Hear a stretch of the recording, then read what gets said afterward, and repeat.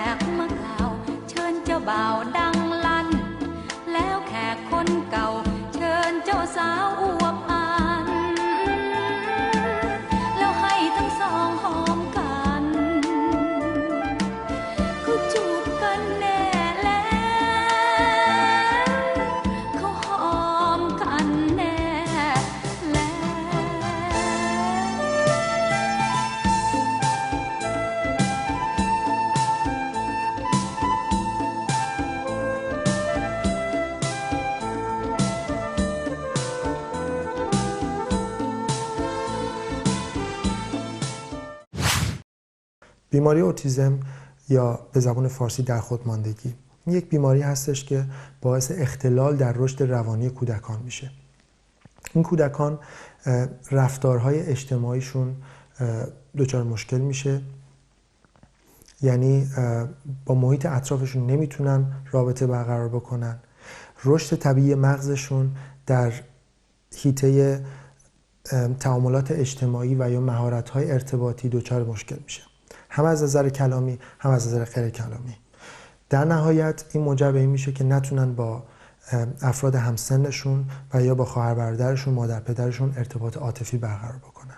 والدین کودکان اوتیسم معمولا در سن پایین متوجه اختلال رشد این بچه‌ها میشن به خاطر دیر زبان باز کردن از یک طرف و یا مشکل ارتباط برقرار کردن عاطفی با پدر مادر هستش. یکی از مثالایی که من یک بار در یک فیلم دیدم این بود که یک کودک وقتی مادرش رو دید توی آشپزخونه دستش رو برید و داشت خون می اومد، به جای اینکه خب هر کودک دیگه‌ای که اوتیست نیست معمولا ناراحت میشه، گریه میکنه و یا میره مادرش رو دلداری بده، این کودک تنها کاری که کرد گفت اوه مادرم دردش اومد، بعد روشو برگردوند و رفت. این یک نمونه بود. به این معنا البته نیست که همه کودکان همینجور هستن. از نظر شیوع از هر 1000 کودکی که متولد میشن به طور متوسط 6 نفر مبتلا به بیماری اوتیسم هستن. بین پسرها این بیماری رایج‌تر از بین دخترها هستش، یعنی حدوداً پسرها 4 برابر این بیماری بیشتر میگیرن تا دخترها. Hi Gloria, welcome to the show. خیلی خوش اومدین به برنامه قدم. Hello. When did you first discover, being a parent from your first child, when did you first discover that when your second child, Julius, was born, that there was a difference between him and your first child? وقتی که شما تجربه مادر بودن رو دارین از بچه اولتون، دخترتون، از کی متوجه شدین که پسرتون وقتی به دنیا اومد، بچه دومتون، یک فرقی بینشون بود، بین پسرتون و دخترتون؟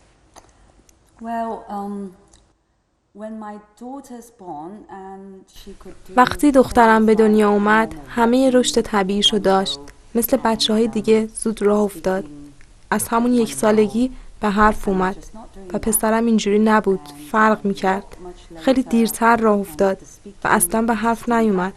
حتی وقتی که بین 2 و نیم سالش شده بود فقط صدای نامفهوم از خودش در می آورد. اینجا بود که ما دیگه نگرانش شدیم. با خودمون میگفتیم این چرا اینجوریه؟ رفتیم پیش دکتر و این اولین ملاقاتمون بود که شروع راه طولانی ما بود.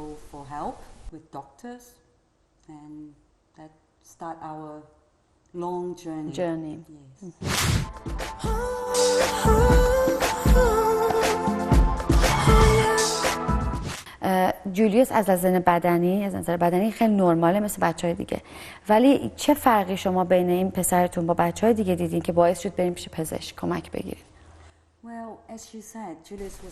بله، همون جوری که خودتون گفتین، جولیوس وقتی به دنیا اومد همه چیزش نرمال بود، مثل هر نوزاد دیگه.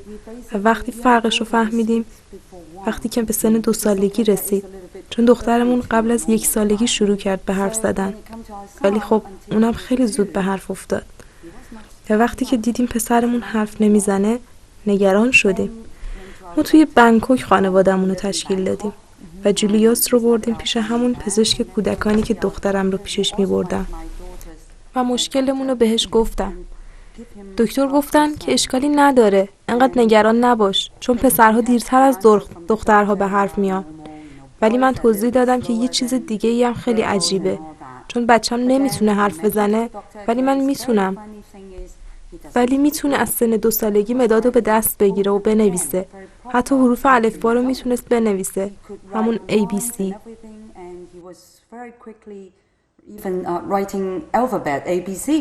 Where did he learn that from? از کی یاد گرفته بودین ABC رو بنویسه؟ Well, I mean, he's not in a school. That must be from You? از خودتون؟ the book, from TV, children program. نمیدونم، چون مدرسه که نمیرفت، پس یا از کتابی دیده یا توی تلویزیونی کارتونی، یا شایدم از یه کتابی که براش خریده بودم که توش همه حروفا رو داشت، و یا از فرشی که توی اتاقش داشت چون روش ABC نوشته بود. ولی باز جواب دکترها این بود که نه، هیچی نیست. بعضی از بچه‌ها زود تکامل پیدا میکنن. خب پس نگرانی ما رفت بیشتر روی این موضوع که اگر بچه ما زود تکامل پیدا کرده پس چرا نمیتونه صحبت کنه؟ ما رو فرستادن پیش پزشک فوق تخصص رشد و تکامل کودکان توی همون بنکوک و ایشون بدون هیچ آزمایش و گرفتن تست بهمون گفتن که بچه‌مون بیماری اوتیسم داره. نشانه های این بیماری در کل نشانه های این بیماری به نقص های غیر کلامی و کلامی تقسیم میشن.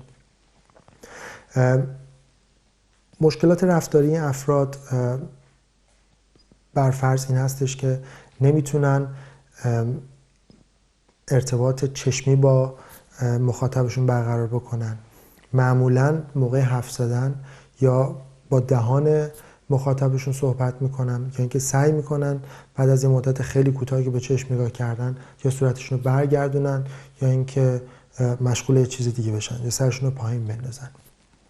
در کنار اون حرف زدن با دست، در آغوش گرفتن یک نفر موقع صحبت کردن یا اینکه وقتی که صحبتشون یه مقدار عاطفی میشه، تمام این کارها بین افراد اوتیسم معمولا دیده نمیشه.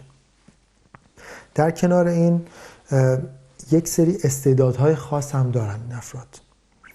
فرضاً معروفترین مثال فیلم رینمن هستش با تام کروز و داستین هوفمن که این فرد اوتیست میتونست با دیدن یک کتاب، یک ورق کتاب، سریع کل اون سفر حفظ بشه و اونو برای همیشه در ذهن خودش داشت. اینجور افراد هستن، اینجور افراد اوتیست وجود دارن.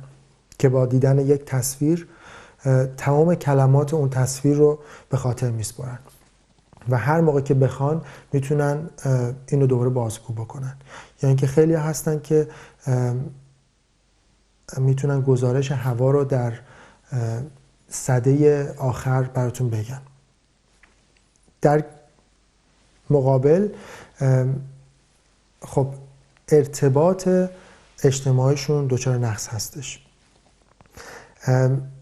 یکی دیگه از نشانه ها اینه که این افراد خیلی حرکات تکراری انجام میدن، فرضاً پریدن بیش از حد کودکان یا دست زدن بدون اینکه هیچ اتفاق خاصی افتاده باشه. این افراد نمیتونن هیجان خودشون نشون بدن. غیر از اینکه نمیتونن هیجانشون نشون بدن، شادی ها و غم های خودشون نمیتونن با بقیه تقسیم بکنن. فرضاً وقتی که موفقیتی رو به دست آوردن کمتر با بقیه اینو در میون میذارن. همینطور نمیتونن مشکلات و یا غم ها و یا شادی های کسی دیگر رو احساس و یا درک بکنن. بعد از اینکه این افراد تونستن صحبت بکنن، معمولاً از یک قالب های خاص صحبتی استفاده میکنن. جمله هایی که یاد گرفتن به صورت یک فرمول و معمولاً از اون تعداد محدود جمله استفاده میکنن.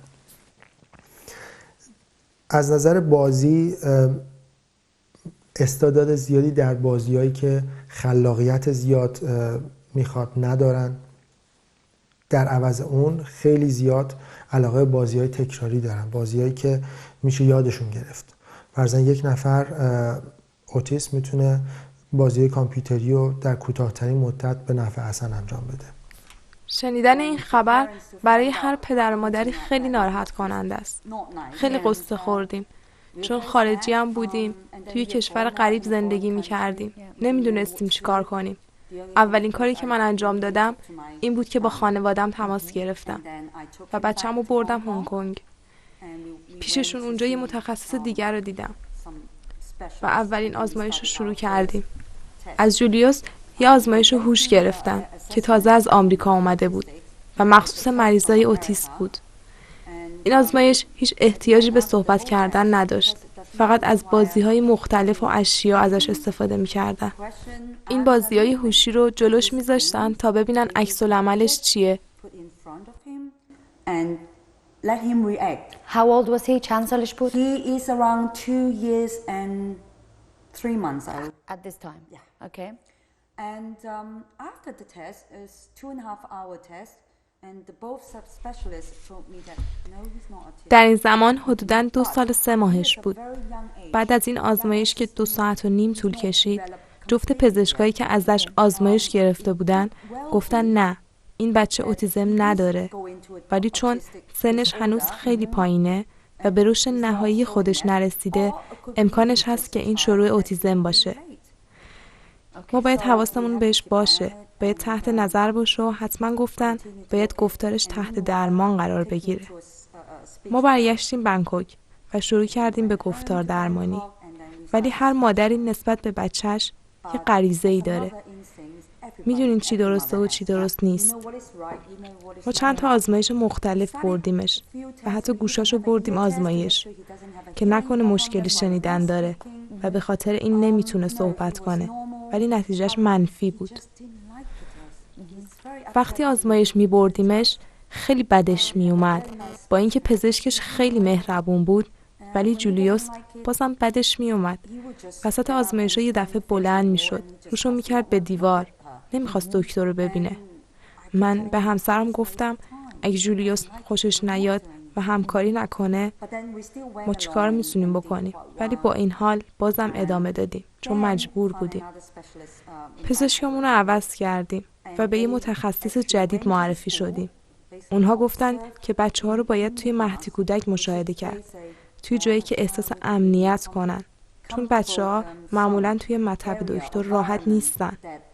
ما هم موافقت کردیم و همون آزمایشایی که قبلا برای اوتیسم روی بچه‌ها انجام داده بودن کردیم. گفتن نه، اوتیستیک نیست. گفتن عکس‌العمل‌های عجیبی نسبت به سنش نشون میده ولی اوتیسم نداره و گفتن که گفتار درمانی رو حتما باید ادامه بدیم. ما هم گوش کردیم، ولی خودم مدام دنبالش بودم و همه جا سعی می‌کردم تحقیق کنم که ببینم چی کار باید بکنم و چی کار میتونم بکنم که به بچم کمک کنم. این چندین سال طول کشید. And that went along for a few years after that. Until he was 5.5 years old. okay تا 5 سال و نیمش. Okay. Yeah. And then after that, 5.5 years old, he basically. بعد از اون وقتی 5.5 سالش بود، یه 6 ماهی مونده بود که به سن مدرسه برسه. هنوز نمیتونست حرف بزنه و اون زمان میرفت مهد کودک آلمانی زبان.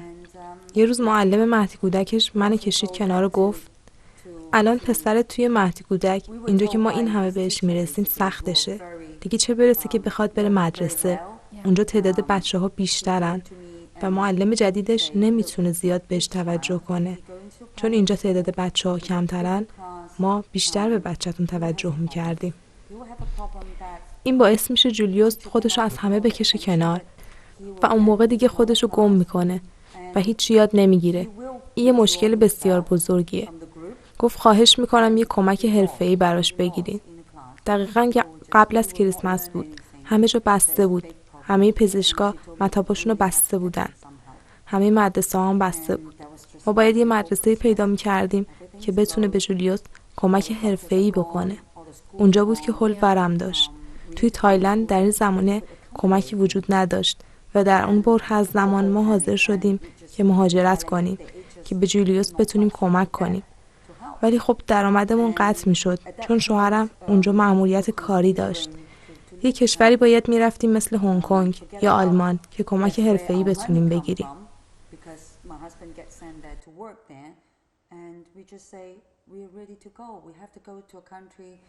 Hong Kong or Germany, somewhere that he could get proper help. So if you left because of him. Yes. یعنی اگه اومدین از اون کشور بیرون مهاجرت کردین فقط به خاطر مرضی پسرتونه. Yes. Okay. But then at the very last minute, we got some information. بله. Some friend. There is a little. ولی همون آخرین لحظه از طریق یکی از دوستام فهمیدم که یک مرکزی هست با یک روانپزشک اجتماعی که از انگلیس می اومد و ما رفتیم پیششون. شانس آوردیم که بسته نبودن. بهمون پیشنهاد دادن که یک آزمایش هوش انجام بدیم از جولیوس. ما موافقت کردیم چون خیلی نیاز به کمک داشتیم و اصلا نمیدونستیم چجور آزمایشی مناسبه برای بچه‌مون. ببینین وقتی که تب میکنیم میریم قرص میگیریم یا وقتی که سرما میخوریم میدونیم درمانش چیه. ولی یه همچین مشکلی سخت درمانش، البته اگه درمانی وجود داشته باشه واسش. هیچ کس هنوز نتونسته بود توجیه کنه برامون که چرا این بچه مثل یک بچه 5 ساله نمیتونه صحبت کنه و اگه اوتیستیک نیست چرا نرمال نمیتونه صحبت کنه. متخصصا به من گفتن که این بچه با ما نمیتونه انگلیسی حرف بزنه و سخت باهاش ارتباط برقرار کنیم. منم انقدر التماسشون کردم که حداقل پسرمو ببینید، شاید بتونید به من بگین که کجا ببرمش که کمکش کنم. اونها یه پیشنهادی کردن. گفتم با یک معلم زبان انگلیسی جولیوس رو تنها بذاریم و ایشون تصمیم میگیرن که آیا میتونه این آزمایش رو انجام بده یا نه. بعد از یه مدت معلم انگلیسی گفت که این بچه رو میتونیم این آزمایش رو انجام بده و اونها شروع کردن به یک امتحان که 2.5 ساعت طول کشید. ازش امتحان IQ گرفتن. هم باید جولیوس صحبت میکرد، هم جواب سوالا رو میداد و همزمان امتحان با بازی‌های هوشی مختلف. بعد از آزمایش متخصصش از من تشکر کرد که من پافشاری کردم و گفت حیف میشد اگه این امتحان رو ازش نمیگرفتیم وگرنه این بچه تو این دنیا خودشو گم میکرد و گیج میشد. Teacher, the English teacher said, yes, he could.